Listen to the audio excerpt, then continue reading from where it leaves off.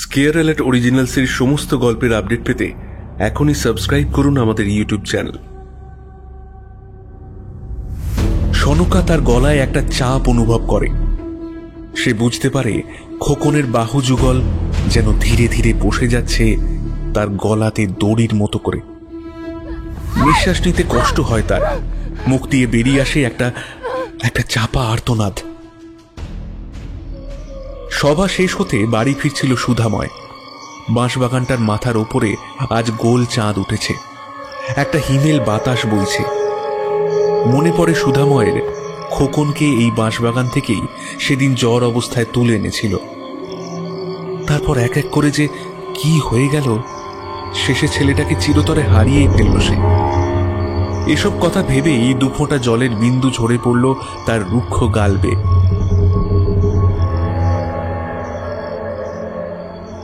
আজ আপনাদের জন্য রয়েছে নবনীতা বোসের কলমে হাডুডু।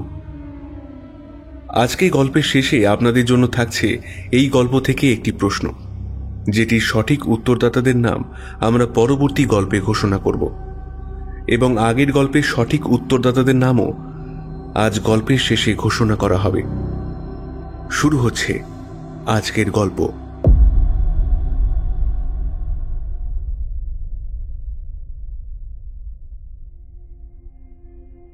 মধুপুর গ্রামের ছেলে খোকন। স্বভাবে সে প্রচণ্ড দুরন্ত ছিল। গ্রামের একটি মানুষও তার অত্যাচারের শিকার হয়নি এমন কথা কেউ শোনাতে পারবে না। খোকনের জন্য এই সকল অত্যাচার ছিল রোজকার খেলার অঙ্গ। এক এক বয়সের মানুষের জন্য এক এক রকমের কৌশল অবলম্বন করত সে।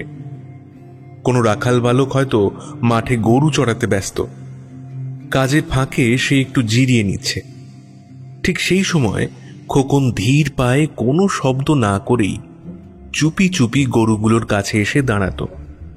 গরুগুলো শীতের উষ্ণ রোদ্দুর গায়ে মেখে নিজের মনে ঘাস খেতে ব্যস্ত। ঠিক সেই সময় সে চুপি সারে এক একটা গরুর লেজ পাশে থাকা অন্য গরুর লেজের সাথে বেঁধে দিয়েছে। ব্যাস, আর যায় কোথায়? যেই না গরুরা এক জায়গার ঘাস শেষ করে অন্য জায়গায় এগোনোর জন্য পা বাড়িয়েছে, অমনি টান পড়ল তাদের লেজে। সমস্বরে চিৎকার করে উঠল গরুগুলি।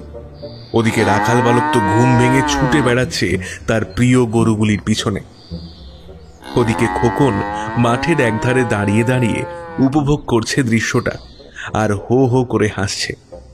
এদিকে গরুগুলির অবস্থা দেখে রাখাল বালক তো মাথায় হাত দিয়ে বসে পড়ল ভুঁয়ে। খোকন তখন তাকে দেখে মুখ ভেঙচিয়ে যা মন্তব্য করল, তাতে রাখালের মাথা থেকে পা অবধি চলে গেল। কিন্তু খোকনের সাথে পাল্লা দিয়ে সে কিছুই করতে পারবে না, সেটা জেনেই যেন তার রাগ শেষ অবধি কান্নায় পরিণত হলো। আর সেই কান্না দেখে আশেপাশের মানুষজন ছুটে এলো। কিন্তু ততক্ষণে খোকন সেখান থেকে এক ছুটে হাওয়া হয়ে গেছে। কিন্তু গরুগুলোর আর রাখালের মিলিত অবস্থা দেখে কারুর আর বুঝতে অসুবিধে হলো না যে এটা আসলে কার কাজ। ঠিক সেরকমই বিকালে যখন গ্রামের অন্যান্য বাচ্চারা তাদের খেলায় মত্ত, খোকন তখন আড়াল থেকে তককে তককে থেকে শেষে তার স্বভাবসুলভ ভঙ্গিতে এক ছুটে এসে কারুর খেলার উইকেট তুলে নিয়ে অন্যদের সেই উইকেট দিয়েই দুঘা বসিয়ে দেয়। তো মেয়েদের মাথায় অতি যত্ন সহকারে বানানো বেনি ধরে টানে, আর না হলে কোনো সাইকেলকে আরোহী সমেত ঠেলে ফেলে দিয়ে প্রচণ্ড মজা পেয়ে হাততালি দিতে দিতে পাশের বাঁশবনটার মধ্যে গা ঢাকা দেয়। তার গতিবেগ ছিল প্রশংসনীয়, আর সে যখন ছুটত তখন মুখে একটা অস্বাভাবিক শব্দ করত, কিছুটা এই রকম, হা ডুডু ডুডু ডু, হা ডুডু ডুডু ডু। আর সেই শব্দ ছিল খেলার মাঠে তার সমবয়সী ছেলে মেয়েদের জন্য আতঙ্ক। যেই ওই শব্দটা তাদের কানে যেত, অমনি সঙ্গে সঙ্গে সারা মাঠ খালি করে যে যেখানে পারত লুকিয়ে পড়ত। এইভাবেই খুব তাড়াতাড়ি খোকন হয়ে ওঠে পুরো গ্রামের কাছে আতঙ্ক। তার অত্যাচারে অতিষ্ঠ হয়ে রোজ গ্রামের কেউ না কেউ তার মা বাবার কাছে তার নালিশ নিয়ে আসত। এদিকে সুধাময় আর সনকার সংসারে এক গাদা পুষি, তাদের আরো দুটো ছেলে ও একটি মেয়ে। তার উপরে তাদের বৃদ্ধা ঠাকুমা, দুটো গাই গরু আর 3টে ছাগল, যাদের আবার এই সবে 4খানা বাচ্চা হয়েছে। তাদের নিয়ে সনকার প্রাণ এমনিতেই ওষ্ঠাগত। তার উপর এই হাড় বজ্জাত ছেলের অত্যাচারে জর্জরিত গ্রামবাসীর রোজকার কলহ আর মেনে নিতে পারছিল না সনকা। তবে এই পর্যন্ত তবুও সহ্য করে নিলেও একদিন খোকন যে কাণ্ড বাঁধালো, সেই কাণ্ডটি দেখে সনকা আর নিজেকে ধরে রাখতে পারল না। খোকনের বাবা সুধাময় এমনিতে ভীষণ সাদা মাটা নরম প্রকৃতির মানুষ। চাষাবাদ করা আর সেই চাষের ফসল গ্রামের হাটে বিক্রি করা ছিল তার কাজ। লেখাপড়া তেমন কিছু শেখেনি বললেই চলে।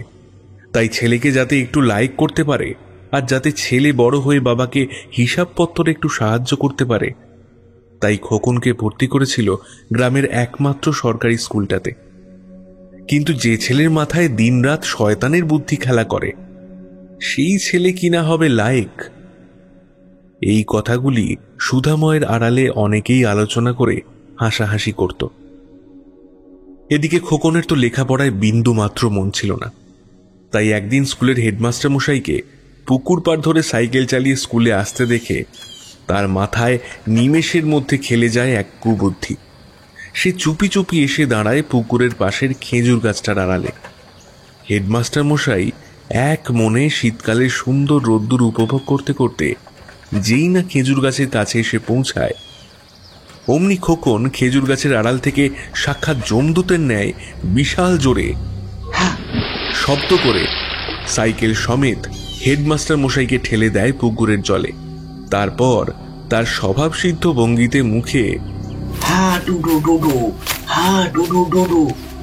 শব্দটা করতে করতে পুকুরের পাড় ধরে এক ছুটে গায়েব হয়ে যায়। এদিকে শীতকালে পুকুরে জলে পড়ে গিয়ে মাস্টার মশাইয়ের যে অবস্থা হয়, সেটা দেখে আশপাশ থেকে চাষিরা তাদের কাজকর্ম ছেড়ে ছুটে এসে মাস্টার মশাইকে উদ্ধার করে সেই ঠান্ডা জল থেকে। পুকুর থেকে উঠে হেডমাস্টার মশাইয়ের মুখ চোখ লাল হয়ে যায়।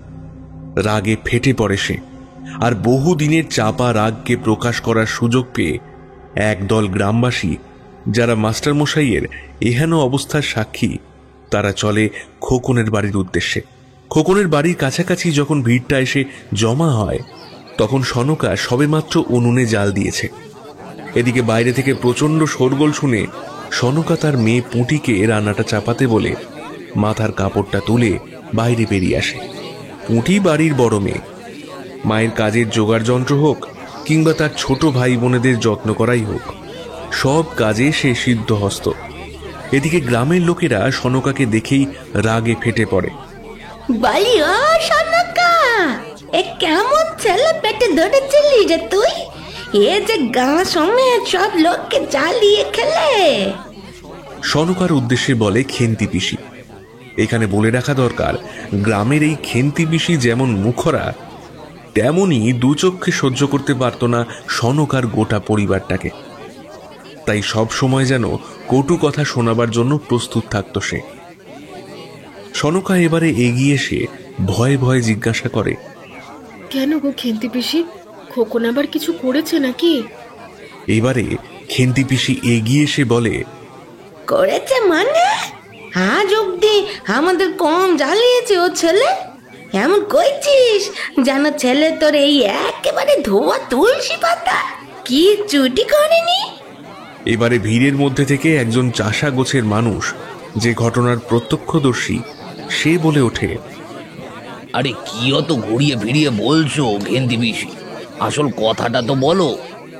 এই বলে হেডমাস্টার মশাইয়ের সাথে ঘটে যাওয়া সকল দুর্ঘটনার কথা ব্যক্ত করে সনকার সামনে। কথাগুলো শুনে মাথায় রক্ত উঠে যায় সনকার, কিন্তু কিচ্ছুটি কারুর সামনে প্রকাশ না করে সে চুপচাপ দাঁড়িয়ে থেকে শুনতে থাকে সারা গ্রামবাসীর কটু কথা। শেষে সনকাকে প্রচুর আদেশ নির্দেশ দিয়ে গ্রামবাসীরা কেটে পড়ে সেখান থেকে। রাগে অপমানে ফুঁসতে ফুঁসতে ঘরে ঢুকে দৌড় দেয় সনকা। পুঁটি ওদিকে মায়ের এহেন রূপ দেখে আর কিছু জিজ্ঞাসা করার স্পর্ধা পায় না। শুধু বৃদ্ধা ঠাকুমা কিছুই না বুঝতে পেরে সমানে একবার পুঁটিকে আর একবার সনকাকে উদ্দেশ্য করে জিজ্ঞাসা করতে থাকে ঘটনার কথা। দুপুরে অনেক দেরি করে ফিরে দেওয়ার ওপরে ধপ করে বসে পড়ে সুধাময়। ততক্ষণে হেসেলে আবার হাঁড়ি চেপেছে। কারণ বাড়ির একটা ছেলের জন্য বাকি ছেলে মেয়েদের না খাইয়ে রাখাটা যথাযথ মনে করেনি সনকা। সুধাময়কে ওইভাবে দাওয়াতে মাথায় হাত দিয়ে বসে পড়তে দেখে সনকা তাকে জিজ্ঞাসা করে, বলি হলোটা কি?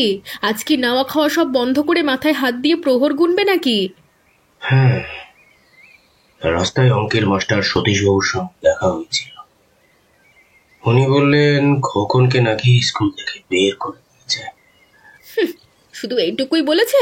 তোমার ছেলে কি কাণ্ড ঘটিয়েছে সেটা বলেনি? আসুক, আজ আসুক একবার। আজ ওর একদিন কি আমার একদিন আমি বুঝিয়ে দেব। কিন্তু আজ সারাদিন খোকনের কোনো পাত্তা পাওয়া গেল না। তার অপরাধটা যে এবারে গুরু নয় গুরুতর হয়েছে সেটা সে বুঝতে পেরে সারা দিন লুকিয়ে রইল বাঁশবাগানের ভেতরে।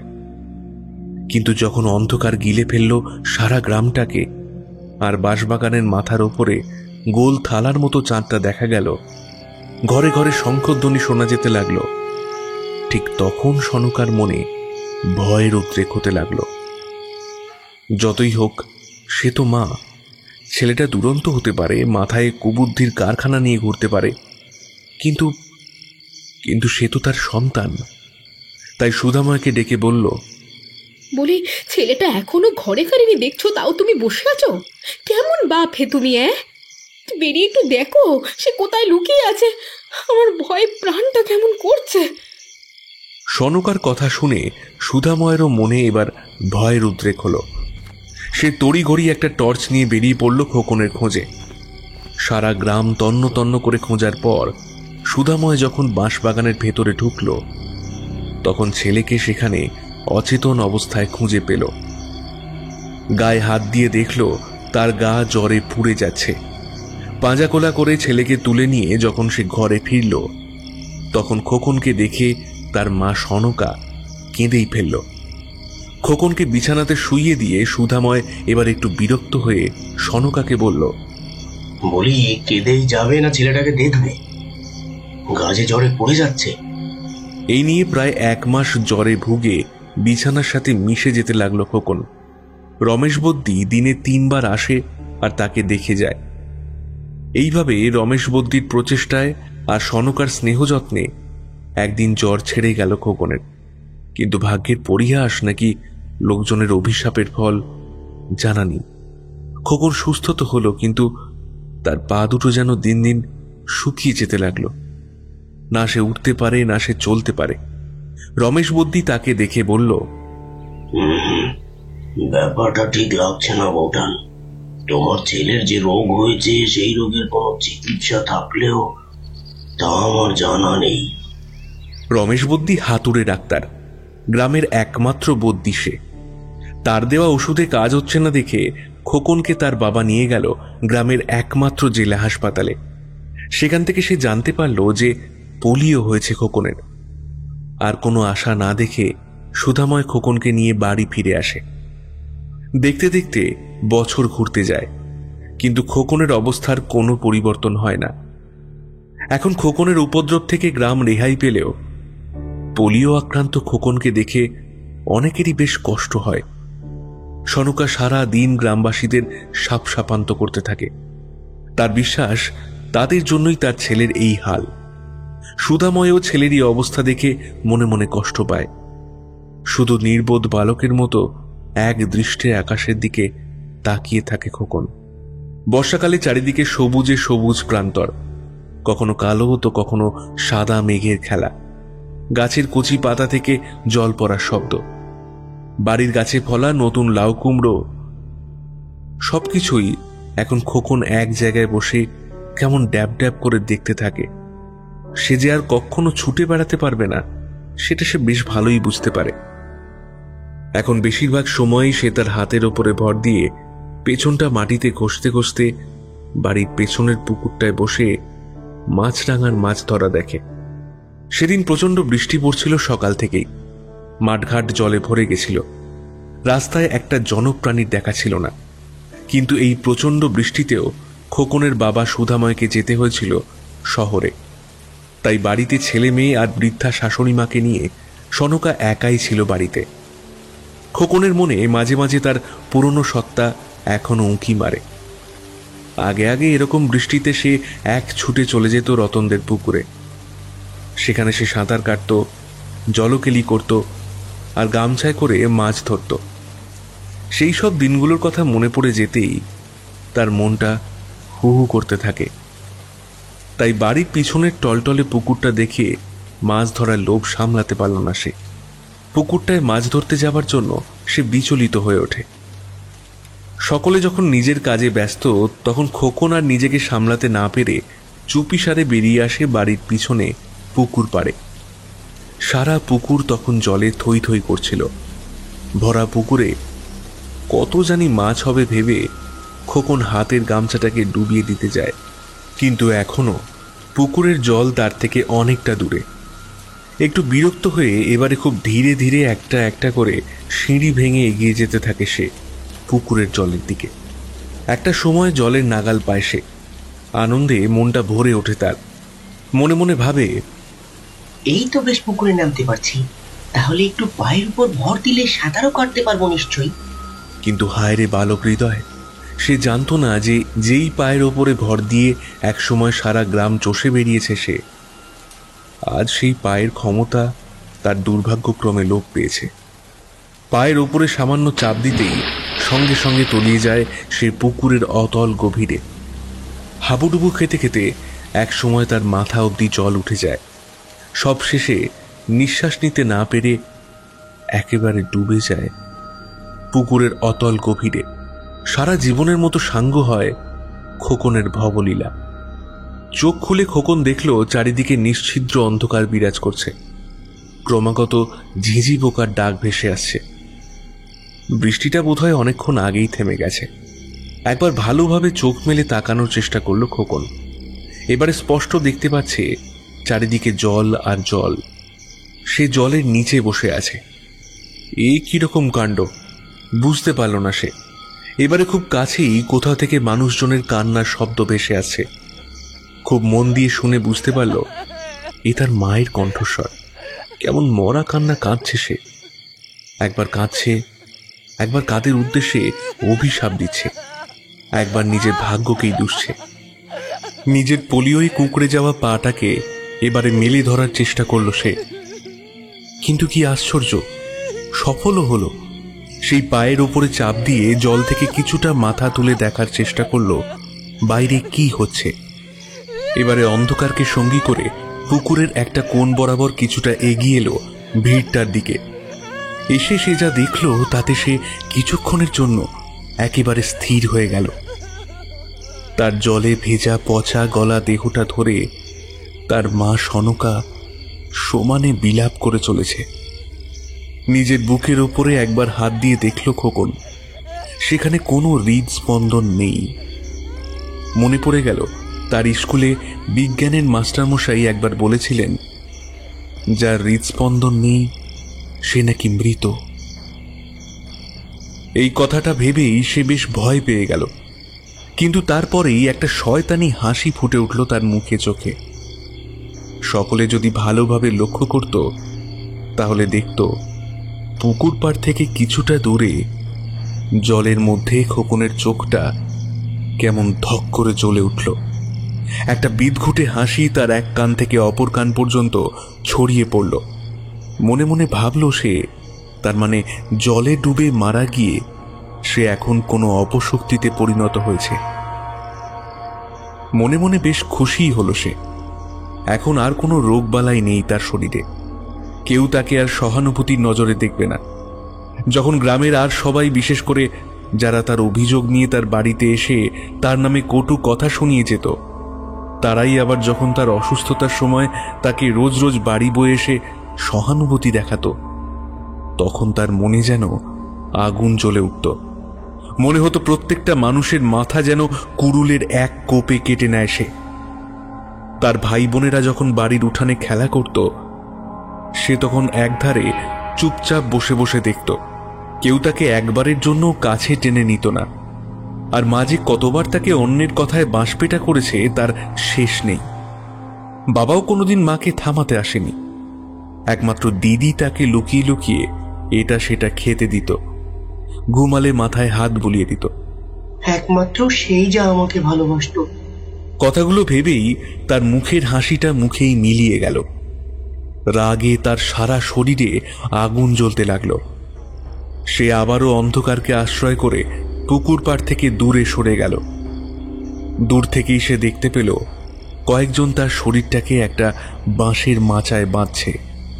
তারপর 4 জন লোক মিলে, তার মধ্যে তার বাবাও ছিল, সেই মাচাটাকে কাঁধে তুলে নিয়ে বল হরি হরি বল বলে নিয়ে চলল শ্মশান ঘাটের উদ্দেশ্যে। ওদিকে মা আর দিদি প্রচন্ড কান্নাকাটি করতে লাগলো। একবার দাঁত খিঁচিয়ে মনে মনে ভাবল সে, এখন কাদা হচ্ছে যে বড়, অন্য সময় তো দেখতে পেলেই গালমন্দ করতো। সকলে যখন পুকুর পাড় খালি করে চলে গেল, তখন খোকন গাছের একটা নুয়ে পড়া ডালে উঠে বসল। পুকুর পাড় তখন অন্ধকারে ডুবে আছে। এখনো তার ঘর থেকে কান্নার শব্দ ভেসে আসছে। সেটা শুনে কেমন মনে মনে খুশি হলো সে। ভাবল, এবারে আর তাকে কেউ কোনো বিষয়ই বাধা দেওয়ার নেই। মুখে বলল, এবারে বাধা দিলে তার টুটিটা ছিঁড়ে নেব আমি। এই বলে নিজের স্বভাবসিদ্ধ ভঙ্গিতে একটা কান এঁটো করা হাসি হাসল সে। তারপর গাছ থেকে এক লাফে পাশের জমিটাতে গিয়ে কিছুক্ষণ 4 হাতে পায়ে ওপরে ভর করে বসে থাকল। চারিদিকটা একবার ভালো করে পর্যবেক্ষণ করে নিল। তারপর আগের মতোই মুখে হা টুডু টুডু ডু, হা টুডু ডুডু ডু বলতে বলতে মিলিয়ে গেল অন্ধকারের মধ্যে।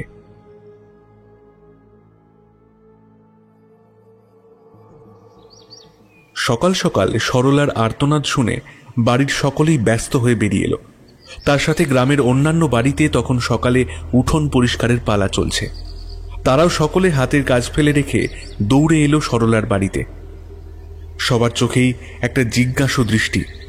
সরলার স্বামী রামগোপাল তাকে জিজ্ঞাসা করল, বলি, হয়েছেটা কি? সকাল সকাল কেন চেঁচামেচি করে বাড়ি মাথায় তুলছো? হাঁক ডাকে তার ছেলে বউও বাইরে বেরিয়ে এসে দেখে সরলা মাথায় হাত দিয়ে বসে আছে আর ফুঁপিয়ে ফুঁপিয়ে কাঁদছে। কান্নার চোটে তার শরীরটা ফুলে ফুলে উঠছে। এবারে বেশ ধমকের সুরেই সরলা তার স্বামীকে বলল, চেঁচাক চিকি আর সাধে, ওদিকে আমার কি ক্ষতি হয়েছে একটু দেখে এসো না, তাহলেই বুঝতে পারবে। এই বলে উঠোনের যে জায়গাটাতে ছাগল বাঁধা থাকতো সেই জায়গাটায় হাত তুলে দেখালো সে। বেশ হন্তদন্ত হয়েই রামগোপাল আর তার ছেলে বউ ছুটে গেল সেদিকে। গ্রামের লোকজনও তাদের অনুসরণ করল। সেখানে গিয়ে কাণ্ড দেখে রমা, মানে রামগোপালের ছেলের বউ, ভয়ে চেঁচামেচি করতে লাগলো। ও মাগো, এই কি সর্বনেশে কাণ্ড দেখো দেখিনি! সব কটা ছাগলের মাথা ওভাবে মোটকালো কে? গ্রামের সকলেও দেখল রক্তারক্তি কাণ্ডটা।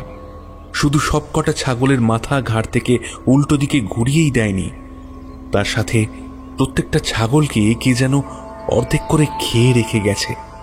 সরলার ছেলে জগাই, যার ভালো নাম জগমোহন, সে এসব দৃশ্য দেখে বলল, এ নিশ্চয়ই কোনো জন্তু জানোয়ারের কাজ হবে। এতে ভয় পাওয়ার কি আছে? এত মা নিশ্চয়ই কাল ছাগলের ঘরের দৌড় ভালোভাবে আঁটতে ভুলে গেছে, তাই শিয়ালে মাংস খাবার লোভে ঢুকে সব কটাকে ওইভাবে শেষ করেছে।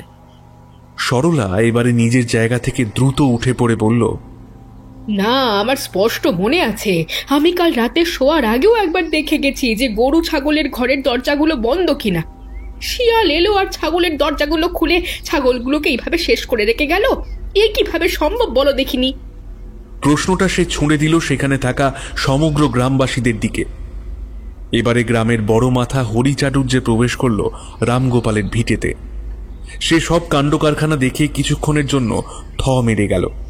বলল, না না না না না, এ শিয়ালের কাজ বলে মনে হচ্ছে না। দেখেই বোঝা যাচ্ছে যে ছাগলগুলোর চেঁচানোর আগেই তাদের ঘাড় মোটকে মেরে ফেলা হয়েছে। আমি বলি কি, তোমরা সকলে কদিন একটু সাবধানে থেকো। হ্যাঁ। এরপরেও বেশ কিছুক্ষণ এই ব্যাপারে চর্চা করে সকলে যে যার নিজের বাড়ির দিকে প্রস্থান করল।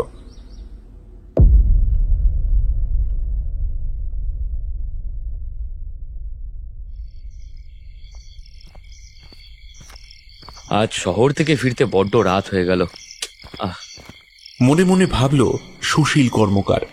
সে প্রতি শনিবার শহর থেকে বাড়ি ফেরে, আবার একদিন বাড়িতে কাটিয়ে সোমবার খুব ভোর ভোরেই রওনা হয় শহরের উদ্দেশ্যে। নির্জনতায় ভরা রাতের পরিবেশটা কেমন যেন অস্থির অস্থির লাগলো সুশীলের কাছে। কোনো রাতচরা পাখির কর্কশ ডাকে সামান্য চমকে গেল সে। এখনো এখান থেকে বাড়ির রাস্তাটা বেশ কিছুটা দূরে। মাঝে একটা ফাঁকা মাঠ পড়ে। সকাল হলে সেখানে গরু ছাগল বাঁধা থাকে, ছেলেপিলেরা খেলাধুলো করে, কিন্তু রাতের দিকে ওই মাঠটা সম্পূর্ণ ফাঁকা থাকে। মাঠটার কাছে এসে থেমে গেল সুশীল। মাঠের মধ্যে চাপ চাপ কুয়াশা জমেছে। মাঠটা পার করে যে রাস্তাটা পড়ে সেটা ধরে বেশ কিছুটা গেলেই সে পৌঁছে যাবে তার গন্তব্যে। কিন্তু মাঠের মধ্যে বেশ খানিকটা জুড়ে একটা জমাট বাঁধা কালো অন্ধকারকে দাঁড়িয়ে থাকতে দেখল সে। চোখটাকে বেশ ভালো করে রগড়ে নিয়ে আবারও যখন দেখল, তখন অন্ধকারটা একটা বালক শরীরের অবয়ব ধারণ করেছে। সে এবারে বেশ একটু চেঁচিয়ে জিজ্ঞাসা করল, এই কে রে ওখানে? এত রাতে কে দাঁড়িয়ে আছে? অবয়বটা এবারে কয়েক পা পিছনে সরে গিয়ে কুয়াশার মধ্যে মিলিয়ে গেল। সুশীলের মনে এবারে একটু ভয় জন্মালো। ছেলেটা সামনে আসতে চাইছে না কেন? যাই হোক, ওসব না ভেবে যত তাড়াতাড়ি সম্ভব মাঠটাকে পার করে গ্রামে ঢোকাই ভালো।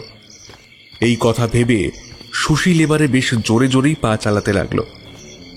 কিন্তু মাঠের ঠিক মাঝখানে আসতেই বিপদ শুরু হলো।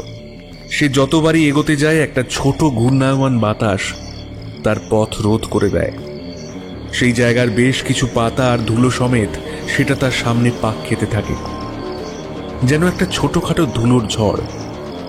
সুশীল এবারে বেশ কিছুটা আশ্চর্য হয়ে মনে মনে বলে, আরে কোথাও এক ফোঁটাও হাওয়া নেই, অথচ এই ছোট ঘূর্ণিঝড়টা আসছে কোথা থেকে? এইভাবে বেশ কিছুক্ষণ চলার পর সে খেয়াল করল ঘূর্ণিঝড়ের সাথে সাথে এবার একটা শব্দ শোনা যাচ্ছে তার খুব কাছ থেকে। শব্দটা হলো হা ডুডু ডুডু ডুডু। শব্দটা শুনে এই শীতকালেও সুশীলের সর্বাঙ্গ ঘামে ভিজে যায়। সে খুব ভালোভাবে চেনে এই শব্দটাকে। এটা খোকনের মুখ থেকে বেরোনো সেই শব্দটা যেটা সে ছোটার সময় বলতো। কিন্তু খোকন তো মারা গেছে। এই তো আগের সপ্তাহে সে যখন এসেছিল, তখন খোকনের জল থেকে উদ্ধার করা মৃতদেহ সে নিজের চোখে দেখেছে। অন্যান্য গ্রামবাসীদের সাথে শ্মশানেও গিয়েছিল সে। তার গলা দিয়ে ভয়ে কোনো শব্দ বের হচ্ছিল না। সে হঠাৎ দেখল যে ধুলোর ঝড়টা এতক্ষণ তার পথ রোধ করছিল, এখন সেটা তার চারিদিকে একটা বলয়ের আকারে ঘুরছে। সে এবারে প্রাণপণে পালানোর চেষ্টা করলো, কিন্তু পারল না। এবারে ধুলোর ঝড়টা যেন তার সারা শরীরে ছুরির ফলার মতো বারবার আঘাত করতে লাগলো। সুশীলের সারা শরীর কেটে ফালা ফালা হয়ে যেতে লাগলো। এবার সে দেখতে পেল একটা ধারালো হেঁসো বারবার বেরিয়ে আসছে ঝড়টার মধ্যে থেকে, আর রক্তাক্ত করে দিয়ে যাচ্ছে তার শরীরটাকে। শেষ আক্রমণটা হলো সুশীলের গলার ওপরে। হেঁসোর একটা কোপ এসে পড়ল তার গলার মাঝ বরাবর। ফিনকি দিয়ে রক্ত বেরিয়ে এলো তার গলা থেকে। তার দেহটা কিছুক্ষণ ছটফট করেই স্থির হয়ে গেল। এবারে সেই কান এঁটো করা হাসিটা হেসে উঠল খোকন। তারপর ধুলোর ঝড়টা মিলিয়ে যেতে লাগলো ধীরে ধীরে। পরের দিন সকালে সুশীলের মৃতদেহটা পড়ে থাকতে দেখা গেল মাঠের মাঝখানে। ভোরবেলা গদাই গোয়ালা রোজকার মতো দুধ নিয়ে যখন পাশের গ্রামে যাচ্ছিল, তখন সে সুশীলের দেহটা মাঠের মধ্যে পড়ে থাকতে দেখে সকলকে খবর দেয়। খবর দেয়া হয়েছিল সুশীলের বাড়ির লোকজনদেরও। সকলে যখন মাঠে এসে উপস্থিত হয়, তখন সুশীলের বউ সৌদামিনী এসে লুটিয়ে পড়ে স্বামীর মৃত শরীরটার ওপরে। তার বাড়িতে বুড়ো শ্বশুর ছাড়া আর কেউ নেই। এই সুশীলের সামান্য রোজগারে চলত তাদের সংসার। ওদিকে তার বৃদ্ধ শ্বশুরমশাইকে এই খবরটা দিলে সে কিরকম প্রতিক্রিয়া করবে, সেটা নিয়ে চলে গ্রামের মানুষের মধ্যে গভীর আলোচনা। এসবের মধ্যেই পাশের গাঁয়ের একজন বেশ হন্তদন্ত হয়ে এসে খবর দিল, সেখানেও নাকি কাল রাতে কে যেন তাদের বাড়িতে হানা দিয়ে হাঁস মুরগি তো বটেই, তার সাথে তাদের সদ্য জন্মানো ছাগলছানাটাকে ঘাড় মোটকে বাড়ির পেছনে শিউলি গাছের নিচে ফেলে রেখে গেছে। এই কথা শুনে সকল গ্রামবাসীদের মধ্যে ভয়ের উদ্রেক ঘটে। এবারে ব্যাপারটা আর কোনো জন্তু জানোয়ারের কারসাজি বলে মনে হয় না কারুরই। বেলা থাকতে থাকতে সকলে মিলে সুশীলের মৃতদেহটিকে শ্মশানে নিয়ে যায় দাহ করবার জন্য। কারণ রাতে এখন মধুপুর সমেত তার আশেপাশের গ্রামগুলো আগের মতো আর নিরাপদ যে নেই সেটা বলাই বাহুল্য। আজ সন্ধেবেলায় একটা ছোটখাটো বৈঠকের আয়োজন করা হয়েছে হরি চাটুর্যের বাড়িতে। সেখানে হরি চাটুর্য ছাড়াও রামগোপাল, নরেশ পোদ্দার সমেত গ্রামের প্রায় সকলেই হাজির ছিল। হাজির ছিল খোকনের বাবা সুধাময়ও। এখন গ্রামের যা পরিস্থিতি তাতে প্রাণের ভয়ে কেউ আর রাতে বাড়ির বাইরে বেরোচ্ছে না। কিন্তু তাতেও কারোর রক্ষা নেই। রোজই কারুর না কারুর বাড়ি থেকে গায়েব হয়ে যাচ্ছে তাদের হাঁস, মুরগি, ছাগল। তাই কিভাবে নিজেদের গ্রামকে এই বিপদ থেকে রক্ষা করবে, আলোচনাটা সেটা নিয়ে। কিন্তু যে সময় বাড়ির সকল কর্তা ব্যক্তিরা হরি চাটুর্যের বাড়িতে আলোচনায় ব্যস্ত, তখন খোকনের বাড়ির পেছনের পুকুরটায় মন ভরে কেউ সাঁতারে ব্যস্ত ছিল সেটা কারুর চোখে পড়েনি। রান্নাবান্না শেষ করে আজকাল সনকা তাড়াতাড়ি বাসন ধুয়ে ঘরে দৌড় দেয়। তাই আজ রান্নার শেষে সে বাসনগুলো এক হাতে আর এক হাতে হ্যারিকেনটা ধরে চলল পেছনের পুকুরে। সেখানে গিয়ে বাসনগুলো নামিয়ে রাখতেই সঙ্গে সঙ্গে জলে ছলাৎ ছলাৎ শব্দ শুনতে পেল, ঠিক যেমনটা কেউ সাঁতার কাটলে শোনা যায় তেমনটা। ভয়ে ঢোক গিলল সনকা। মনে মনে ভাবল, এত রাতে পুকুরে সাঁতার কাটার মতো সাহস কার আছে? গ্রামে আজকাল যা হচ্ছে তাতে কেউ তো আর রাতে বাইরেই বের হয় না। একবার কাঁপা কাঁপা গলায় সে শুধালো, কে আছো পুকুরে? এত রাতে কে নাইতে নেমেছে পুকুরে? কিন্তু না, কোনো উত্তর পেল না সনকা। পুকুরের ধারে দাঁড়িয়ে দাঁড়িয়ে একটু ভালো করে দেখবার চেষ্টা করল সে। আর ঠিক তখনই একটা হাত উঠে এলো পুকুর থেকে, আর তার পা ধরে এক হ্যাঁচকা টানে তাকে ফেলে দিল পুকুরের জলে। প্রায় হাবুডুবু খেতে খেতে সে নিজেকে সামলে নিল। গ্রামের মেয়ে সে, সাঁতার জানা আছে তার, তাই ডুবল না। সে বেশ বুঝতে পারছে গ্রামের ওই অদৃশ্য বিভীষিকাই তাকে টেনে নামিয়েছে জলে। তাই তাড়াতাড়ি সাঁতার কেটে ডাঙায় উঠতে গেল সে। আর ঠিক তখনই একটা ডাক শুনতে পেল, মা, আমার কাছে আসবে না মা? দেখো দেখো, আমি তোমার ছেলে খোকন। খোকনের নামটা শুনে থেমে গেল সনকা।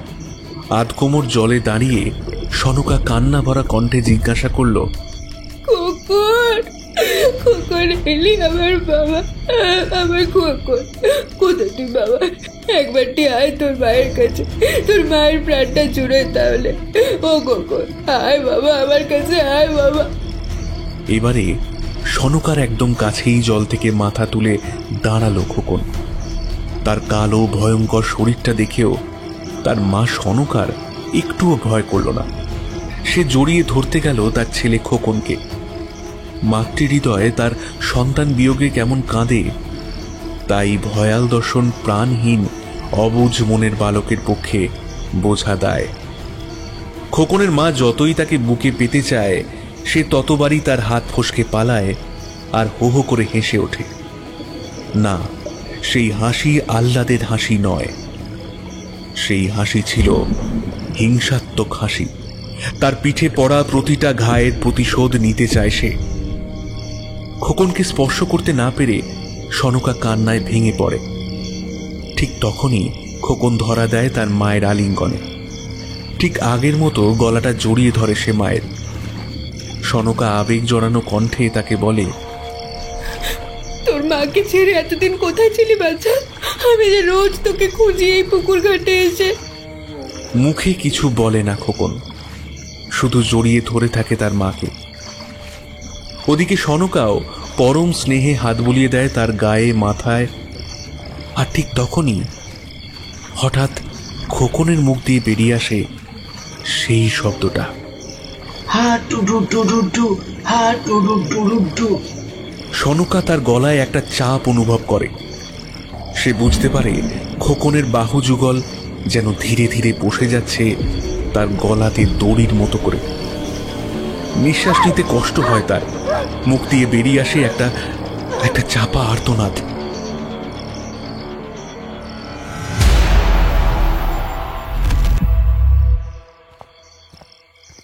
সভা শেষ হতে বাড়ি ফিরছিল সুধাময়। বাঁশবাগানটার মাথার ওপরে আজ গোল চাঁদ উঠেছে, একটা হিমেল বাতাস বইছে।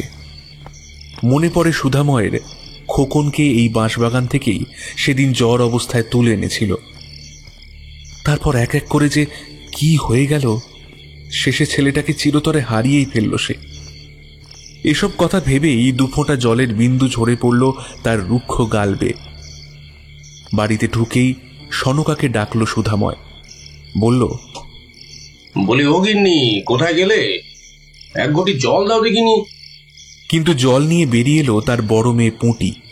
সে বাবাকে জলের ঘটি এগিয়ে দিয়ে বলল, মা তো সেই কখন বাসন মাজতে গেছে, এখনো ফেরেনি। আমাকে ওদিকে যেতে নিষেধ করেছে মা। পুঁটির এই কথাটা শুনে এক প্রবল আশঙ্কায় জলের ঘটি ওখানেই ফেলে ছুটল খিড়কির পুকুরে। সেখান থেকে বেশ একটা ঝটাপটির শব্দ ভেসে আসছিল। পুকুর পাড় থেকে হ্যারিকেনটা হাতে তুলে নিয়ে সেটা উঁচু করে ধরল সুধাময়। দেখলো একটু দূরে সনকার দেহটা জলে উপুর হয়ে ভাসছে।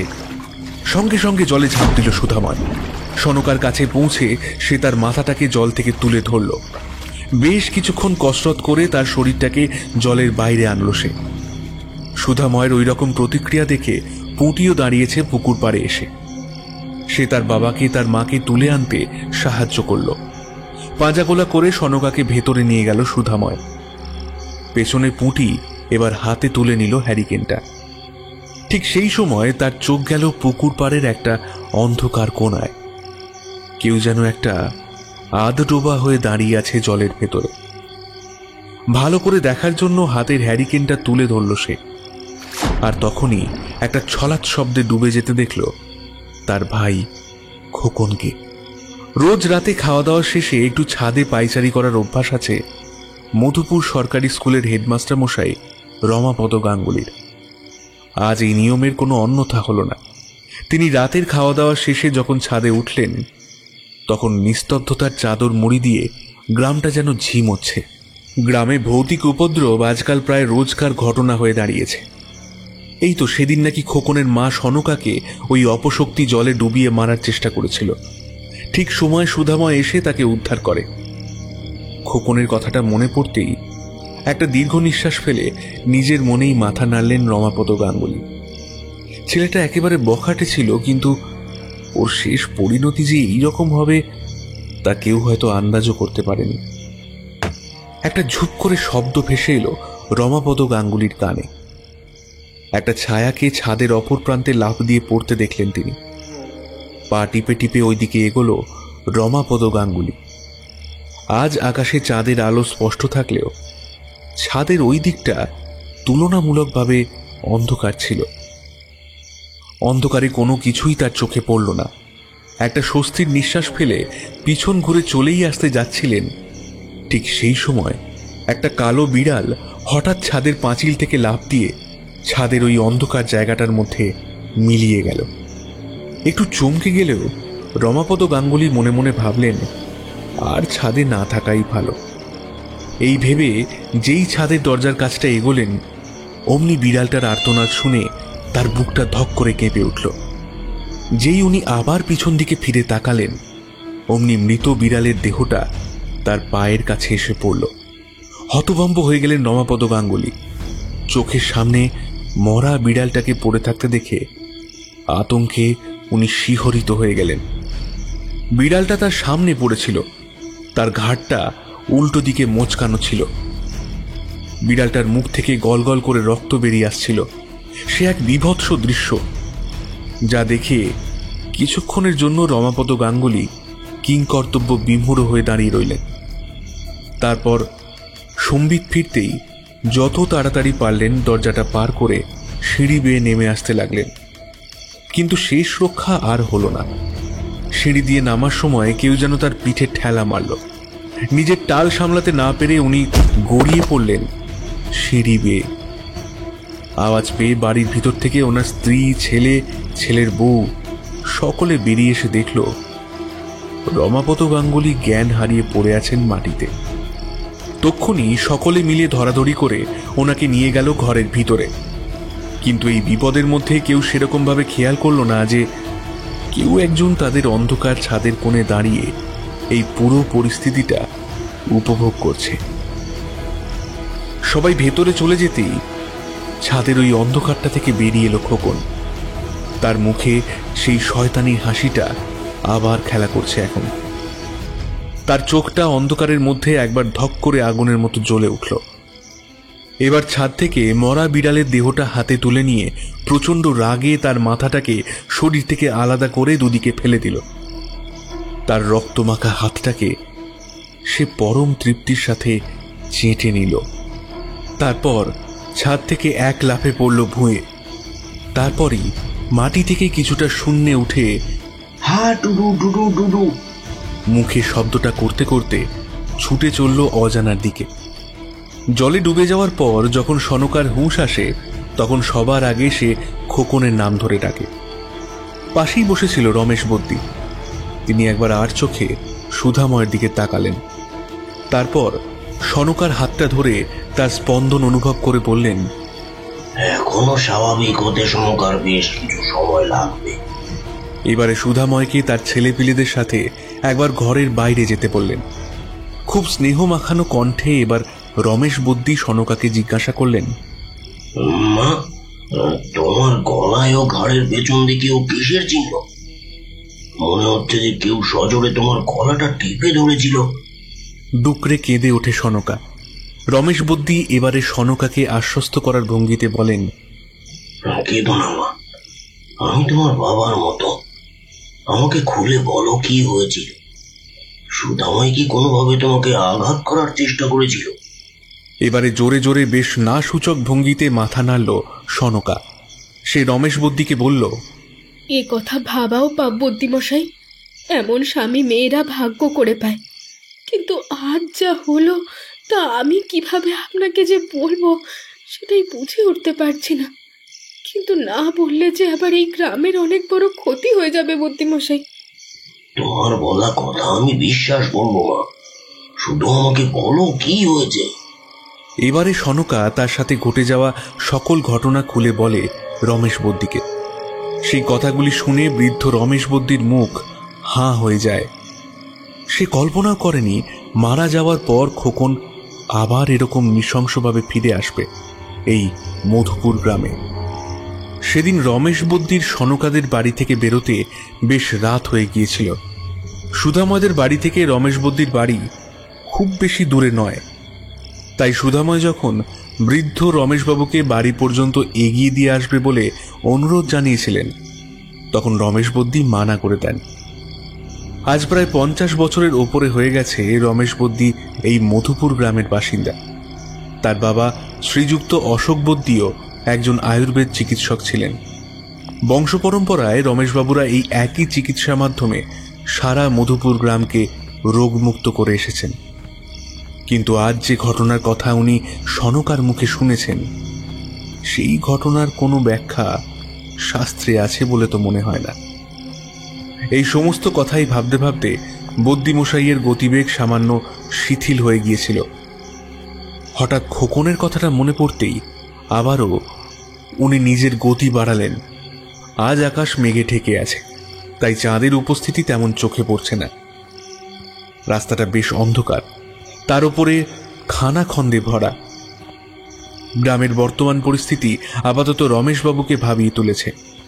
উনি যত শীঘ্র সম্ভব তাই বাড়ি পৌঁছাতে চান। অন্ধকারের মধ্যে কেন জানি না তার হঠাৎ মনে হলো তার পাশ দিয়ে কিছু একটা ঝড়ের গতিতে প্রচণ্ড দ্রুত চলে গেল।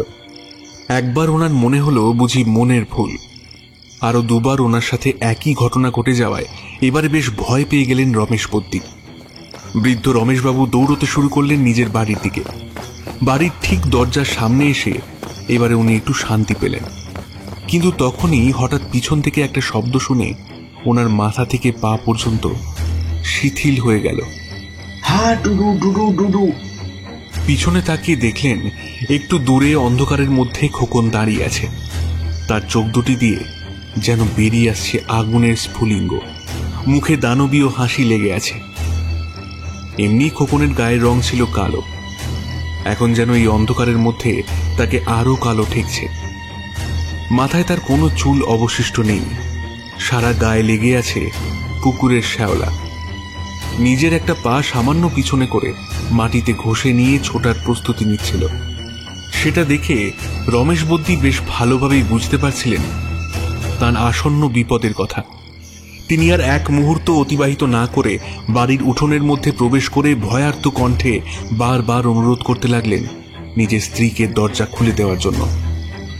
গিন্নি, গিন্নি, দরজা খোলো তাড়াতাড়ি, বাইরে যে ভীষণ বিপদ। ভেতর থেকে ওনার স্ত্রীর ভাঙা ভাঙা কণ্ঠস্বর ভেসে এলো। আরে যাচ্ছি যাচ্ছি, বলি কি হলো, কি এইরকম করছো কেন? ঘাটটা ঘুরিয়ে আবারও বাইরের দিকে তাকালেন রমেশবাবু। ততক্ষণে খোকনকে আর দেখা যাচ্ছে না। মনে মনে আরো আতঙ্কিত হয়ে পড়লেন রমেশবাবু। আমাদের 5টি ইন্দ্রিয়ের বাইরেও আরেকটি ইন্দ্র আছে, যার নাম ষষ্ঠ ইন্দ্রিয়। সেটার মাধ্যমে আমরা আশপাশের অনেক কিছু না দেখেও উপলব্ধি করতে পারি। সেই ষষ্ঠ ইন্দ্রিয়ের মাধ্যমে রমেশ বদ্যি কিছু বুঝতে পেরে হঠাৎ মাথার উপরে তাকালেন, আর সঙ্গে সঙ্গে উনি খোকনের দেহটাকে তার ঘরের ছাদ থেকে বাদুড়ের মতো উল্টো হয়ে ঝুলে থাকতে দেখলেন।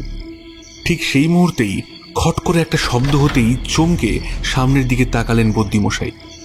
দেখলেন ওনার স্ত্রী দরজা খুলে একটা লম্ফ হাতে দাঁড়িয়ে জিজ্ঞাসু দৃষ্টিতে তাকিয়েছেন তার দিকে। মনের উত্তেজনাটা এবারে একটু ঠান্ডা হলো। আবার একবার উপর দিকে তাকিয়ে দেখার চেষ্টা করলেন, ওখানে খোকনের দেহটা আর ঝুলন্ত অবস্থায় দেখা যাচ্ছিল না। একটা স্বস্তির নিঃশ্বাস ফেলে এবারে তড়িঘড়ি ঘরের ভেতরে প্রবেশ করে দরজাটা বন্ধ করে দিলেন। মনে মনে চিন্তা করলেন কালই একবার হরিচাটুর্যের বাড়ি গিয়ে গ্রামে ঘটে যাওয়া সমগ্র ঘটনা খুলে বলবেন উনি। যে বিভীষিকা তিনি আজ নিজের চোখে দেখলেন, এর একটা বিহিত না করলে সারা মধুপুর গ্রাম ধ্বংস হয়ে যাবে। কিন্তু রাত তো আর তখনই শেষ হয়ে যায়নি। খোকনের প্রতিশোধের তালিকাটা বড্ড বড়। সারা মধুপুর গ্রামই যেন সেই তালিকার মধ্যে পড়ে। রাতে খাওয়া দাওয়া সেরে একটা গোটা পান মুখে দিয়ে একটু নিজের মতো করে দাওয়ায় পা ছড়িয়ে বসেছিল খেন্তি পিসি। সেই খেন্তি পিসি আজ অবধি গ্রামের কোনো মানুষেরই ভালো চেয়ে আসেনি। মুখরা দজ্জাল স্বভাবের এই মহিলা যেন সর্বদা লোকজনের অনিষ্ট চাইতেই বেশি তৎপর হয়ে থাকেন। তার বাড়িতেও উনি একাই থাকতেন। তিনকালে কেউ ছিল না তার। মনে সুখে পান চিবোতে চিবোতে সনকার কথাই ভাবছিলেন। শুনলাম সনকাকে কে যেন জলে ডুবিয়ে মারার চেষ্টা করেছিল আজ। তা বাপু, না হওয়ার কিছু নেই। গ্রামে যে হারে উৎপাত শুরু হয়েছে, কাল না জানি আবার সকালে উঠে কার বাড়ির কান না কানে আসে। মর মর আবার কি। তবে ওই সনকার শয়তান ছেলেটা যবে থেকে ডুবে মরলো, তবে থেকেই যেন যত উৎপাত শুরু হয়েছে। এবারে মুখ বেঁকিয়ে মুখে একটা বিশ্রী শব্দ করে নিজের মনেই বলে উঠল, ওই তো ছেলে, তার আবার মায়ের মরা দেখে কি কান্না। তা ওর সাথে তুইও তো ডুবে মরতে পারতিস, হাত ছাড়ে। আমার দেখে গা কানা জুড়ো তো। এইসব কটু কথা যখন সে ভাবছিল, ঠিক তখনই তার অলক্ষ্যে কখন না জানি একটা অন্ধকার ছায়া তার কুঁড়ে ঘরটার পেছনে তেঁতুল তলায় এসে দাঁড়িয়েছে। সেটা সে খেয়ালই করেনি। যদিও তার বডিটা গ্রামের একদম মধ্যিখানে হওয়ায় আশেপাশে আরো কয়েকটি ভিটে ছিল, কিন্তু গ্রামের চিরাচরিত নিয়ম অনুযায়ী তাদের কাছে সামান্য রাত্রিও বেশ গভীর রাত। তার উপরে আবার গ্রামে এক অপশক্তির আবির্ভাব হওয়ায় তারা আরো ভীত শঙ্কিত হয়ে সাত তাড়াতাড়ি দৌড় দিয়েছে ঘরে। তেঁতুল গাছের আড়ালে দাঁড়িয়ে এতক্ষণ খোকন খেন্তি পিসির বলা কথাগুলো বেশ মন দিয়ে শুনছিল। লোকজনকে মন ভরে গালমন্দ করা শেষ করে সে তার মাদুরটাকে গুটিয়ে উঠে দাঁড়াতেই খোকনকে একেবারে তার মুখের সামনে দেখতে পেল।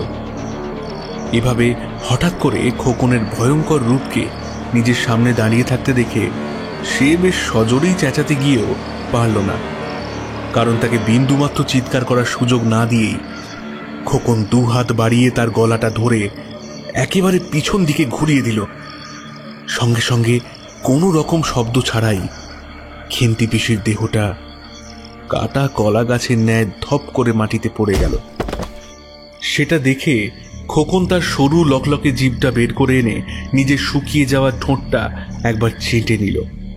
তারপর তার প্রিয় শব্দটা করতে করতে আবার আগের মতো মিলিয়ে গেল অন্ধকারের মধ্যে। এদিকে খেন্তি পিসির মৃতদেহটা তার দাওয়াতে পড়ে রইল সারা রাত সবার অলক্ষ্যে।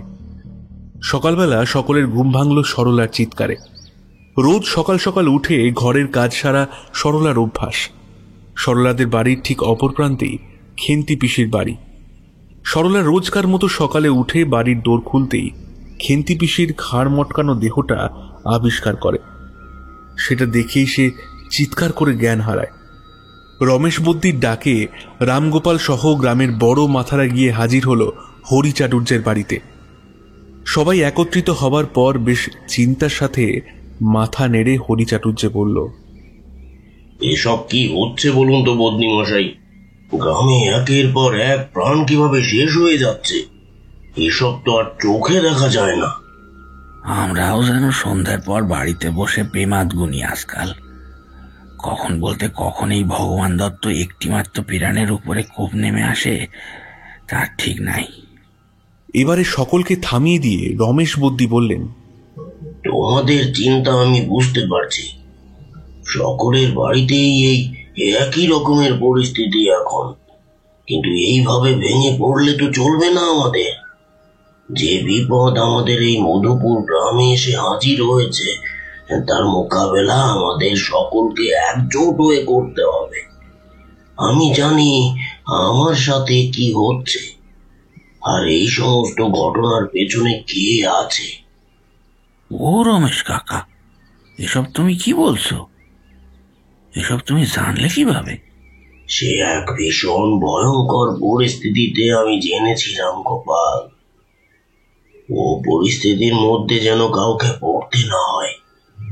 এত বছর ধরে মানুষের সেবা করে আসছি বলেই বোধহয় ভগবান আমাকে এখনো জীবিত রেখেছেন, না হলে হয়তো সেই দিনই আমি শেষ হয়ে যেতাম।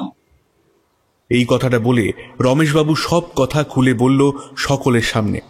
তার কথা শুনে কারোর মুখ থেকে আর কথা বেরোলো না। ওখানে বসে থাকা মানুষজনের মধ্যে একটা গোল তৈরি হলো। রমেশ বদ্দি সকলকে থামতে বলে বললেন, একটা উপায় আমি স্থির করেছি। ভিন গাঁয়ে আমার বহু পরিচিত একজন তন্ত্র সাধক থাকেন। উনি আমার বিশেষ পরিচিত। বহু মানুষকে এখন একমাত্র উনিই পারবেন আমাদের এই মধুপুর গ্রামকে রক্ষা করতে। এবারে সকলে রমেশ বদ্দির কথায় একটু ধাতস্থ হলো।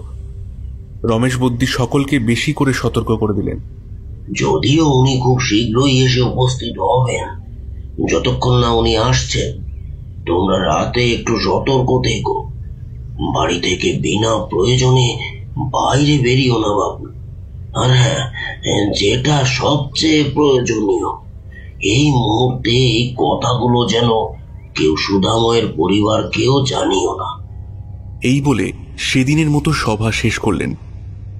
সেদিন বিকালে আকাশ বাতাস অন্ধকার করে প্রলয় নেমে এলো ধরিত্রীর বুকে। চারিদিক কাঁপিয়ে মুহুর্মুহু বজ্রপাত হতে লাগলো। তার সঙ্গে অঝোর ঝড়ে নামল বৃষ্টি। সেই প্রলয়ের মধ্যেই গ্রামের পথ ধরে হেঁটে আসছিলেন গেরুয়া রঙের পোশাকধারী এক বৃদ্ধ। মধুপুর গ্রামে প্রবেশের মুখে বৃদ্ধ ব্যক্তিটি বাতাসে একবার ঘ্রাণ নিয়ে বুঝতে পারলেন এই গ্রামে কোনো অপশক্তির আবির্ভাব ঘটেছে। গাছগাছালি ভেদ করে যত দূর পর্যন্ত দেখা যায় গ্রামটাকে, সারা গ্রাম যেন নিঝুম হয়ে আছে। কোথাও কোনো মানুষজনের চিহ্ন মাত্র নেই। গ্রামে প্রবেশ করে বৃদ্ধ ব্যক্তি একটি কুঠিরের দরজার সামনে এসে থামলেন। বাইরে থেকে বেশ গম্ভীর গলায় ডাক দিলেন, রমেশ, বাড়ি আছো? দেখো আমি এসেছি। রমেশ বদ্দি দরজা খুলে বেরিয়ে এলেন, সঙ্গে ওনার স্ত্রী। রাকেশবাবু দীর্ঘদিন পর ওনার প্রিয় বন্ধু বিশ্বেশ্বর ঠাকুরকে দেখে ভীষণ খুশি হলেন। এই বিশ্বেশ্বর ঠাকুরকে আবার অনেকে বিশু ঠাকুর বলেও ডাকতেন।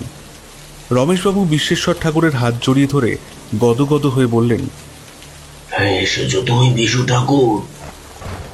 আমার ডাকে যে তুমি সাড়া দিয়েছ, এই জন্য আমি কৃতজ্ঞ।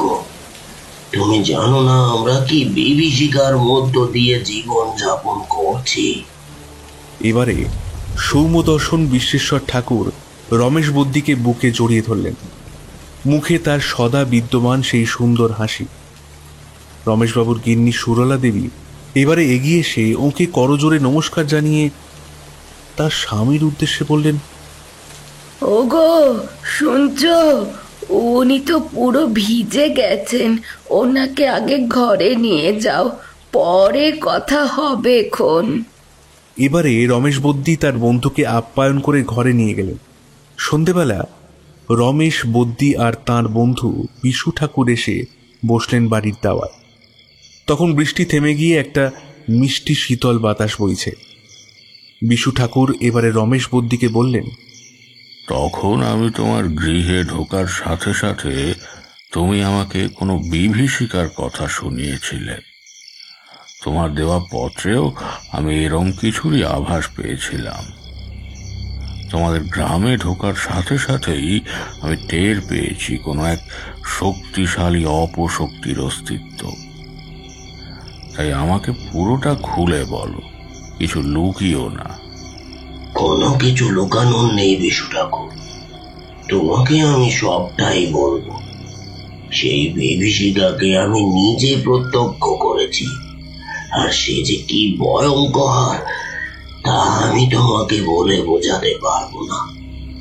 কিছু জনকে প্রাণ দিয়ে মেটাতে হয়েছে ওই বিভীষিকার খিদে। এই কথা বলে রমেশ বদ্দি তার সাথে ঘটে যাওয়া ঘটনা আর গ্রামের মধ্যেই খোকনের সৃষ্টি করা আতঙ্কের যাবতীয় ঘটনাগুলি শুরু থেকে শেষ অবধি ব্যাখ্যা করে গেলেন। রমেশ বদ্দির মুখে সমস্ত ঘটনা শুনে কিন্তু বিশু ঠাকুর একটুও বিচলিত হলেন না। তিনি ভীষণ শান্ত গলায় রমেশবাবুকে সান্ত্বনা দিয়ে বললেন, আমি বুঝেছি নিরীহ গ্রামবাসীরা যে আতঙ্কের মধ্যে দিয়ে যাচ্ছে তা আমি উপলব্ধি করতে পারছি। এই বিপদ থেকে মুক্তির জন্য সামনের অমাবস্যায় আমাকে একটা যজ্ঞ করতে হবে। সেটা হলো প্রেত মুক্তির যজ্ঞ।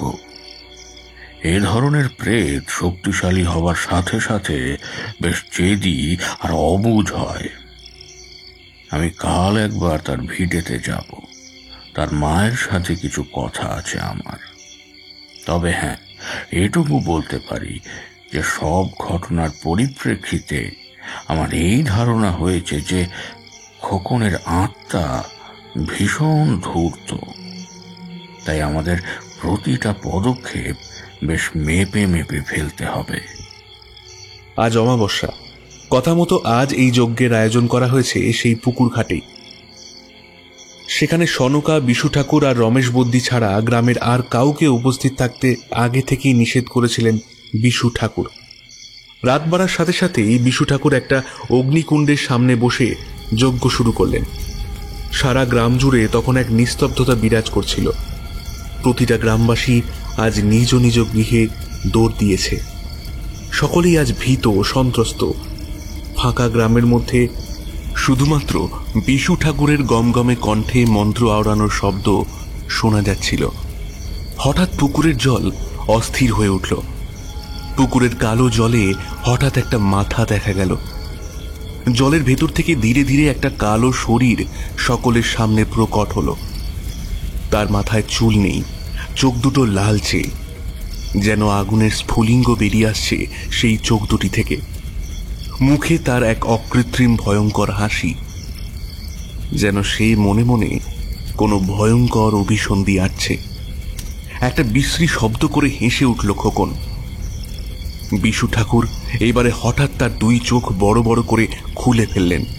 তার চোখের রং জবা ফুলের মতো টকটকে লাল। এই কদিনের দেখা সেই সদা প্রসন্ন মুখের ভাবটা যেন এই মুহূর্তের পরিস্থিতিতে সম্পূর্ণ বদলে গেছে। বম কালী, এই বলে চিৎকার করে উঠলেন। তার চিৎকার শুনে খোকনও বেশ জোরেই একটা বিশ্রী গলায় গর্জে উঠল।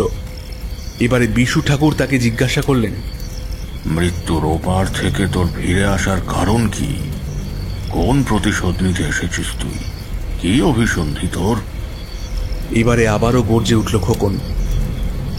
কিন্তু বিশু ঠাকুরের একটা কথারও কোনো উত্তর দিল না সে। বিশু ঠাকুর ভয়ঙ্কর রকমের রেগে গিয়ে গর্জে উঠলেন। সে গর্জন শুনলে যে কোনো স্বাভাবিক মানুষের পিলে চমকে ওঠার কথা।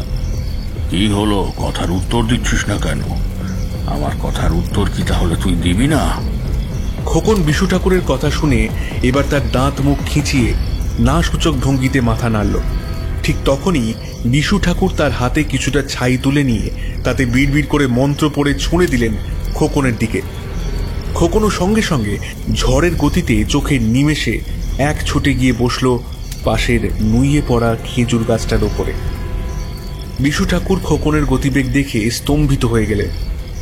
আবারও হাতে কিছুটা ছাই তুলে নিয়ে মন্ত্র পড়ে আবারও ছুঁড়ে দিলেন খোকনের দিকে। কিন্তু এবারও বিশু সেই একইভাবে ঝড়ের গতিতে পুকুরের অন্যদিকে পালিয়ে গেল।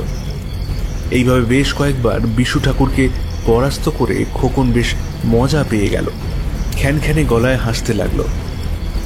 এবারে বিশু ঠাকুর শান্ত হয়ে চোখ বুজে ধ্যানমগ্ন হলেন। ওই অবস্থাতে সামান্য বিচলিত না হয়ে উনি হাতে তুলে নিলেন এক মুঠো ছাই। এবার বেশ জোরে জোরে মন্ত্র পড়তে লাগলেন। ততক্ষণে বিশুর মুখের হাসি লোপ পেয়েছে। সে বোধ করি বুঝতে পেরেছে এবারে বিশু ঠাকুর অন্য কোনো ফোন দিয়ে এঁটেছেন। তাই আর অপেক্ষা না করে সে এই পুকুরের বাইরে পালিয়ে যেতে চাইল। কিন্তু হায়, এ কি! কোনোভাবেই এই পুকুরের গণ্ডি পেরোতে পারছে না। এই পুকুরেই যেন সে বাধা পড়ে গেছে। এবারে মন্ত্রপুত ছাই মুঠো করে নিয়ে উঠে দাঁড়ালেন বিশু ঠাকুর। এবার হাসবার পালা তার, কিন্তু উনি হাসলেন না। গুরুগম্ভীর কণ্ঠে চিৎকার করে বললেন, তবে রে হতচ্ছাড়া, আমার সাথে চালাকি! আমার নামও বিশ্বেশ্বর তান্ত্রিক। আমি যজ্ঞ শুরুর পূর্বেই তোকে এই পুকুরের সাথে বেঁধে দিয়েছিলাম। কাজে এই পুকুর ছেড়ে তোর নড়বার ক্ষমতা একটুও নেই। এই বলে হাতে ধরা মন্ত্রপুত ছাই ছুঁড়ে দিলেন খোকনের দিকে। সঙ্গে সঙ্গে বিশু ঠাকুর আবার খোকনের উদ্দেশ্যে বললেন, এই পুকুরের মধ্যে তুই যত পারিস ছোটাছুটি কর, কিন্তু এর থেকে বেরোনো তোর পক্ষে সম্ভব নয়। এবার বল, তোর কি অভিসন্ধি? নাহলে সারা জীবনের মতো এই পুকুরেই আটকা পড়ে থাকবি তুই। বিশু ঠাকুরের মন্ত্রগুণেই হোক বা অন্য কোনো অজানা কারণেই হোক, এবারে খোকন একটু শান্ত হলো। এই প্রথমবার খোকন মুখ খুলল। মা আমাকে ছেড়ে ভাই বোনদের কেন বেশি ভালোবাসতো? পাড়ার সকলে যখন আমার নামে কুৎসা রটায়, বলে আমি খারাপ, দেখতে বাজে, শয়তান, তখন মা কিছু বলে না কেন? আমি কি সত্যি খারাপ ছিলাম নাকি? দিদি আর আমি তো কত ভালো ছিলাম। দিদি আমাকে কত ভালোবাসতো। আমি দিদিকে রতন জেঠুর বাগান থেকে আম এনে দিতাম, আর দিদি আমাকে আম মাখা খাওয়াতো। মাকেও দিতাম, জানো? মা তখন আমাকে কত ভালোবাসতো। গ্রীষ্মকালের দুপুর বেলা মা আমাকে মাথায় হাত বুলিয়ে গান গেয়ে ঘুম পাড়াতো। কি সুন্দর গান গায় মা, জানো? কিন্তু তারপরেই আমার আরো দুটো ভাই বোন হলো। মা তখন আমাকে যত্ন করতো না, ভালোবাসতো না, শুধু ওদের গান শোনাতো, ওদের ঘুম পাড়াতো। দিদিকেও আর আমার কাছে আসতে দিত না। সবসময় বলতো ওদের দুজনকে সামলাতে। আমার রাগ হয় না বলো? তাই তো আমি সেই রাগটা অন্যদের উপর দেখাতাম। ওদের খেলা ভেস্তে দিয়ে আমার খুব আনন্দ হতো। কিন্তু ওদের মা বাবারাও আমার নামে মায়ের কাছে নালিশ করতো। তখন মা আমাকে গাছের ডাল দিয়ে মারতো। জানো, মা যখন আমাকে মারতো তখন আমার খুব দুঃখ হতো। ওরা সকলে দাঁড়িয়ে দাঁড়িয়ে আমার মার খাওয়া দেখতো আর হাসতো। আর ওই খেন্তি ঠাকুমা, সে তো আমার নামে কত মিথ্যে কথাই না বলতো সবাইকে। বলতো আমি নাকি জমের পর রুচি, তাই জমও আমাকে দেয় না। সেদিনও মায়ের নামে কত বাজে কথা বলছিল।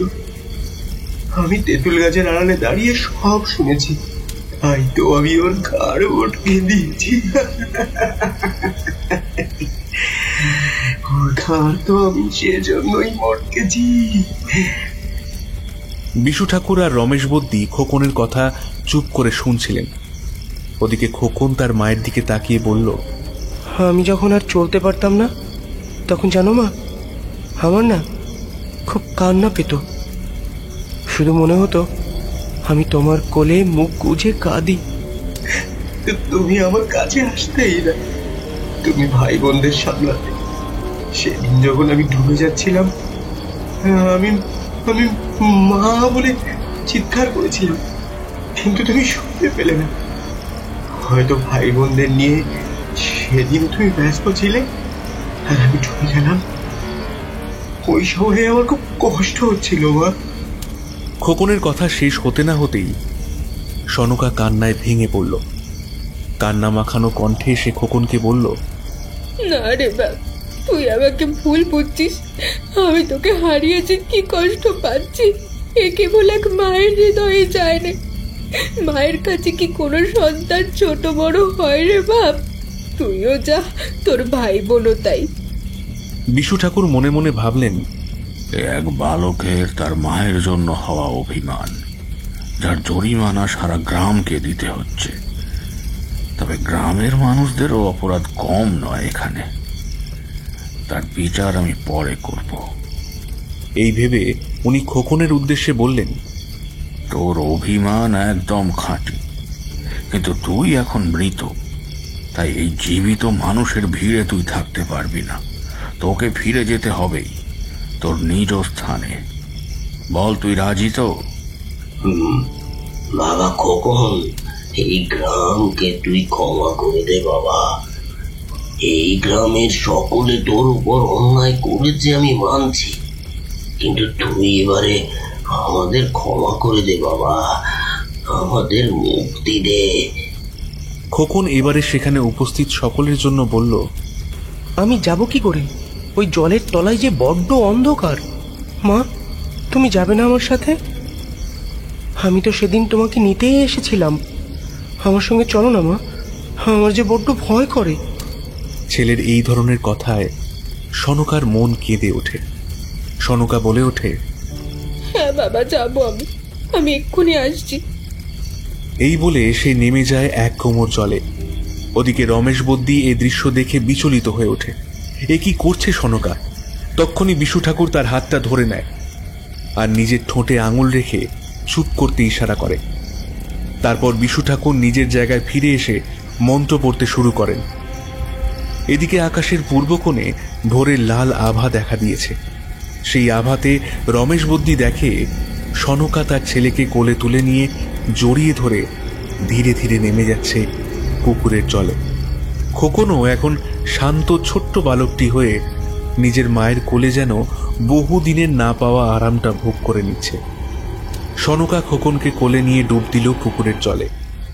রমেশ বদ্যি আঁতকে উঠল, কিন্তু কিছুক্ষণের মধ্যেই ভিজে কাপড়ে খালি হাতে পুকুর থেকে উঠে এলো সনকা। কান্না ভেজা কণ্ঠে ডাঙায় এসে সে আছড়ে পড়ল। ঘর থেকে সবকিছু নজরে রেখেছিল সুধাময়। সে এক ছুটে এসে সনকাকে জড়িয়ে ধরল। বিশু ঠাকুর এবারে তার পূজা সম্পন্ন করে উঠে দাঁড়ালেন। রমেশ বদ্যির আশ্চর্য হওয়া মুখের দিকে তাকিয়ে বললেন, সনকা জানতো ওকে কি করতে হবে। আক্রোশটা যখন মিটেই গেছে, তখন খোকন আর ফিরে আসবে না এই গ্রামে, এই আমি কথা দিলাম। তারপর সনকার মাথায় স্নেহভরা হাত রেখে বিশু ঠাকুর বললেন, একজন সন্তান হারা মায়ের মন যে কতখানি কষ্টে আছে তা আমি বুঝি মা। তবে এক সন্তানের খেয়াল রাখতে গিয়ে অন্য সন্তানের অবহেলা আর কখনো করো না। এই বালক মন যে কি সুকোমল, তাতে যে সামান্য আঘাতও কি বিপদ ডেকে আনতে পারে তা তো দেখলেই নিজে চোখে। এই বলে রমেশ বদ্যিকে বললেন, চলো হে রমেশ, এবার তোমার ভিটেতে যাওয়া যাক। আমাকেও আবার যাত্রা করতে হবে তো, আমার যে অনেক কাজ বাকি। এই বলে দুজনে এগিয়ে গেলেন রমেশ বদ্যির বাড়ির উদ্দেশ্যে।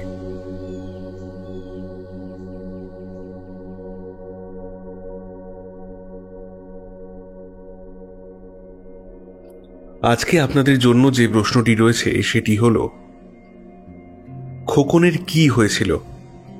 সঠিক উত্তরদাতাদের নাম শোনানো হবে পরবর্তী গল্পে। এবং সঠিক উত্তরের নিচে আপনার নাম এবং আপনি কোথা থেকে বলছেন সেটা অবশ্যই লিখবেন। ঘোষালদের সেই বাঁশবাগানটা, এই গল্পের থেকে যে প্রশ্নটি ছিল তার সঠিক উত্তরদাতাদের নাম হল সাবাং থেকে বলেছেন শুভঙ্কর দাস, পুরুলিয়া থেকে বলেছেন পরিমল কুম্ভকার, দক্ষিণ 24 পরগনার মুলটি রায়পুর থেকে বলেছেন স্নেহা পুরকাইত, ব্যারাকপুর থেকে বলেছেন ব্রততী বোস, মধুমিতা ভৌমিক বলেছেন বাগনান হাওড়া থেকে, চাকদহ থেকে দীপ্তি কর্মকার, গড়িয়া থেকে যিশু হালদার, ইছাপুর থেকে কবিতা দাস, সঞ্জয় ময়রা বলেছেন দক্ষিণ 24 পরগনার মৌখালী থেকে, হাওড়া আন্দুল থেকে কার্তিক, গুজরাট থেকে প্রবীর, বেহালা থেকে বলেছেন সুপ্রিয়া পাল, হুগলি থেকে রূপা অধিকারী, হালিশহর থেকে বলেছেন অর্ণব, দেবায়ন বলেছেন পুরসোনা শ্যামসুন্দর থেকে, রাঁচি থেকে পিঙ্কি শীল, রাজস্থান জয়পুর থেকে জুনমান মল্লিক, দমদম থেকে রিয়া দাস, নিউটাউন থেকে বলেছেন বৈশাখী মণ্ডল, উত্তর 24 পরগনা থেকে উমা মণ্ডল, নবদ্বীপ থেকে অর্পিতা কর্মকার, রাজস্থান জয়পুর থেকে শিবেন্দ্র পাল, হুগলি চন্দ্রদ্বীপ থেকে মল্লিকা বারিক, বাংলাদেশ থেকে বলেছেন নিশা, খড়িবাড়ি থেকে জাহাঙ্গীর গাজী, হাওড়া বাঁকসাড়া থেকে জয়শ্রী দাস, এছাড়াও বলেছেন মন মুখার্জি, রাধারানী মালাকার, মহাবীর দাস, প্রিয়াংশু মল্লিক, অপর্ণা সামন্ত, জয়শ্রী মুখার্জি, সোমা অধিকারী, সাগ্নিক মজুমদার, আশিস, স্বাতী মুখার্জি, নয়ন, দীপিকা রায় বিশ্বাস, আরোহী দাস, সেজুতি পাত্র এবং আরও অনেকে বলেছেন, কিন্তু তারা তাদের নাম অথবা ঠিকানা ঠিক মতন বলেননি। তাদেরকেও অসংখ্য ধন্যবাদ। আজ তাহলে এই পর্যন্তই। ফিরে আসছি ঠিক আগামী সপ্তাহে আরও একটি ভয় নিয়ে। ততক্ষণের জন্য সবাই ভালো থাকুন এবং গল্প শুনুন।